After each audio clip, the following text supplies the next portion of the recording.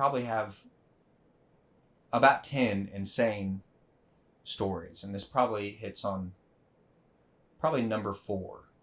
I'm not going to give the top 3, but number 4. So I went to Athens, Georgia quite a bit in my early 20s. I used to just hop around. Me and Nicholas spent a lot of time there. Spent a lot of time in Georgia in general, Savannah and Athens specifically. But I was a pretty seasoned tramp at that point, and you would hop out of Atlanta, and there wasn't actually a crew change, which crew change is defined when then they change crews. They stop the train and they put a new engineer conductor in the units. So that's generally your target point when you're a train hopper. You try to establish, okay, where's the office, where's the service road, where they're going to crew change, where the unit's going to be. I want to be behind the units to be able to get on without being seen. It's all part of strategy. So hopping out of Atlanta, the train technically didn't have a crew change until Spartanburg, South Carolina.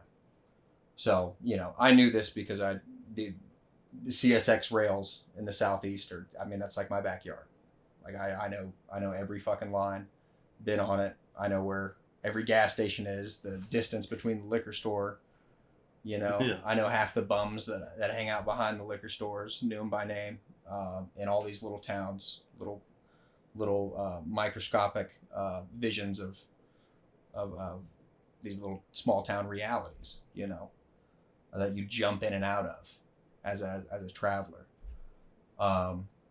So one time I hopped a train out of Atlanta, and so I had ended up in Spartanburg multiple times because it wouldn't stop. Sometimes it would slow down, and every now and then it would stop. But every now and then I would have to hitchhike all day back.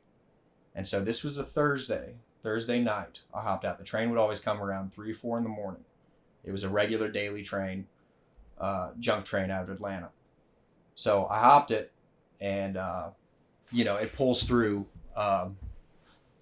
Athens right at dusk, pretty much, regularly. I'm sorry, dawn. Right at dawn. So the sun's just peeking over. So coming through Atlanta, I recognize the bridges. I recognize, the entrance point. Right. Into the Athens yard. And the train's not slowing down. It's going about 35, and I'm sitting there. I start even trying to pull the damn air brake, which is a no for a tramp. Just like, a last ditch effort. And then finally I get the gumption. I'm like, no, I'm not hitchhiking all day. It's fucking, because it was Thursday night when I got to the yard to hop out. It was Friday. It's like Friday in Athens, good money busking on the street, good opportunity. Some of my favorite bars I ever went to when I was a full-time drunk. Loved getting shit-faced in that town. So I, gather my courage and put all my things in the sleeping bag up and everything. And I'm like, all right, I'm doing it. I climb down the ladder, and I'm trying to get as close to the ground as possible to let go of things. So let go of my guitar, let go of my backpack. And it's going 45 miles an hour. So you got to remember that, like, A, your stuff is off. You're committed now. Yeah. But B, every second that you take to get off that train, that's another, that's the distance. You got to walk back just to get your stuff. And so it's on the far east side of Atlanta now, because we passed the yard, which runs on the north side of town, east-west. So I'm heading east out of town. So I've already got to walk anyway, just to get downtown to make some money. And so I climbed down the ladder, and at first I touch down and I start running with the train, which is your typical mode, especially like obviously when you're getting off the fly. Usually it's in a kind of safe miles per hour zone between 3 and maybe 15 at the high end, like that you want to be safe. But you run with the train and then you let go so that you're not just jumping off, you know. And I successfully run for about, I don't know, 5 seconds, it felt like. And I was like, I've got this. This is fine. And then all of a sudden, all hell breaks loose. My foot catches one of the railroad ties, rips my boot off, and immediately pain and blood and shit. And then I'm hanging there. And I pull, my foot drags for a second. I pull up, and I'm just hanging on the side of this ladder going 45 miles an hour. And then I'm like, all right, dude, well, you've got to let go.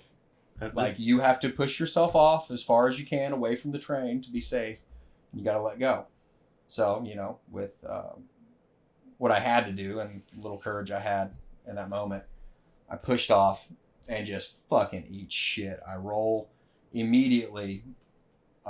My right boot, I feel blood just pour into my boot. I had just fucking annihilated my knee, just ripped wide fucking open. But, I come to, I'm like, lift up my head, I'm like, holy shit, you did it. So, We made it. So I start walking the tracks, and hell, I got a smile on my face. I'm like, hey, you're still alive, motherfucker. You're all right. Go and, find my boot. I'm like, all right. Get that back on, and then find my backpack, and then my guitar. In my backpack, nothing had broken except for the top of the bottle of whiskey that I had. So there was one swallow left in that bottle, and the sun was peeking up over, and where I'd originally dropped was right by a railroad crossing, just because I wanted to mark somewhere that I could get out. And I got to take that swallow of whiskey, in the morning sun as like people are going to work, and they're looking over at me. They're like, holy fuck, different era. I've got a cowboy hat on and a fucking, old Swiss Army pack and a guitar, and I'm fucking got blood all over me. And I'm sitting there with a bottle. I'm just like, thank God I'm a tramp. And then I walked, I think it was 5 or 6 miles all the way to town with a bloody knee and everything, sore as can be, fucking half drunk. I busked all damn day, made $150, and spent every dime at the Manhattan bar down there. And woke up the next day with nothing in my pocket, in a bush, and like a block away from the Manhattan, and went back to town. But that was like, that was just life. It's like there was nothing to write about. We're like, oh, dude, look at my knee, dude. I'm crazy. Like, no, it was none of that. It was like you were in the moment. You were living.